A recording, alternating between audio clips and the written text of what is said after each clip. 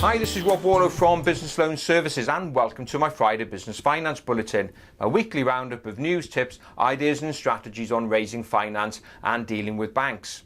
So what have we got for you this week? Well, we're going to be looking at a great example of collaboration in the crowdfunding world and the alternative short-term market. We're also going to be looking at crowdfunding generally and seeing what's going on there in the first quarter of 2015. We're going to be looking at corporate insolvencies, see what's going on there, and in my business finance tip of the week, a chat with a business development director from Santander Bank talking to us about their breakthrough program. So let's start off with this thing of collaboration. I'm seeing this word used more and more in the business world of two businesses getting together to help each other out. So we've got a great example that caught my eye this week of Funding Night. Now, Funding Night is a crowd lending platform, typical model, helping business owners who want to bypass banks and matching them up with private investors. Now, they've just announced a collaboration with Just-Cashflow. Just-Cashflow are a short-term business cash flow provider. So you may be, for example, in the position where month end is coming, but your debtors haven't paid you. They haven't put any cash in your account. And it's wages time. Or you've got a VAT bill to pay, whatever it may be. You just need a short-term cash flow bridge. That's where Just-Cashflow comes in. So what they've done, Just-Cashflow and Funding Night have come together. So what Just-Cashflow are doing are combining a bunch of loans together and then putting them onto Funding Night's platform where investors can take a small slice. A great example of collaboration. It really helps those businesses, for example, who want to get better prepared to perhaps go onto the Funding Night platform in due course and may not fit their criteria now. So a great example of two businesses coming together. If you want to know more about what those businesses do and about the scheme, just pop along to the Funding Night website, fundingnight.com, and also check out the Just-Cashflow site, which is just-cashflow.com. Two great businesses, check them out. Now, what about crowdfunding generally? As you know, industry generally is improving. It's the awareness amongst business owners and individual investors is just increasing apace. And latest stats came out from the Peer-to-Peer Finance Association, which confirmed this growth. For the first quarter of 2015, the Peer-to-Peer Finance Association reckoned that their members lent out a total of £459 million in one quarter.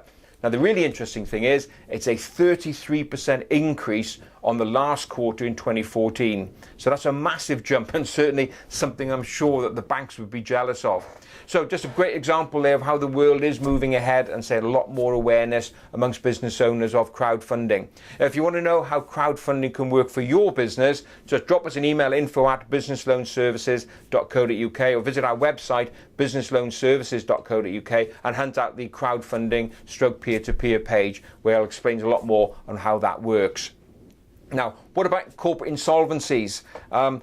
Here at Business Loan Services, once we help out a large majority of businesses raising new money, we do get situations where businesses come to us to help get themselves out of the mess. Sometimes we can do it, sometimes we can't, and unfortunately sometimes the inevitable can happen and they go into insolvency or some form of administration.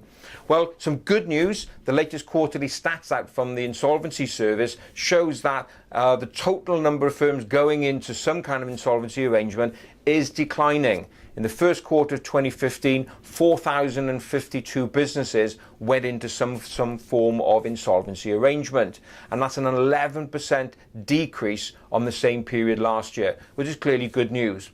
Hidden within the stats, though, compulsory winding up orders and also receiverships where banks are involved, that did increase slightly compared to the last quarter, but still a reduction against the previous year.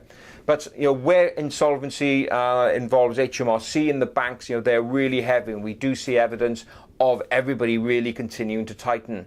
As I mentioned in last week's bulletin, if you are in that sort of position, don't forget to take the appropriate advice. Get the right team around you to guide through the process. And the key ones to look for in your locality, particularly if you've got demands from HMRC and banks and you want some independent insolvency advice, would be a local insolvency practitioner. So just go to your favourite search engine, type in your town, your area, and then insolvency practitioner, and you'll be able to find the right firm there. So, my business finance tip of the week. Last week, if you're watching last week's bulletin, number episode 72, you'll notice I was on location last week and about to join an event that Santander Bank were running.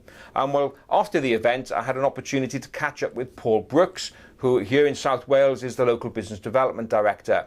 And at the event, they were talking a bit about their breakthrough program. And I managed to catch a couple of minutes with Paul afterwards and just ask him to give us an overview of what the breakthrough program does for Santander's clients and other businesses. So let's go to that interview now. Thanks for the opportunity to talk about Santander's breakthrough program. It was originally launched in 2011, but we've relaunched it now in 2015, and we're opening it up to far more businesses than it was available to previously. We're now looking at all businesses that have ambitions to grow, or ambitions that need the support of some non-traditional bank services.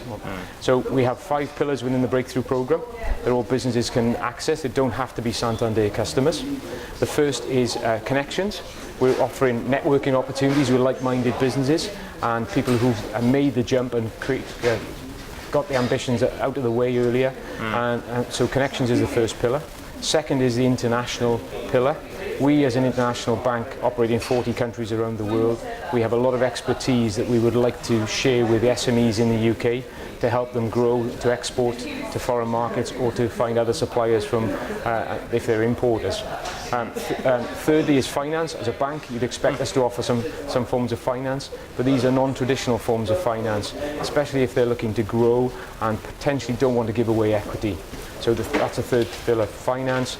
The fourth pillar is around knowledge hub and creating opportunities for businesses to learn from other businesses that have grown, especially some iconic businesses like Google, Saatchi and the like.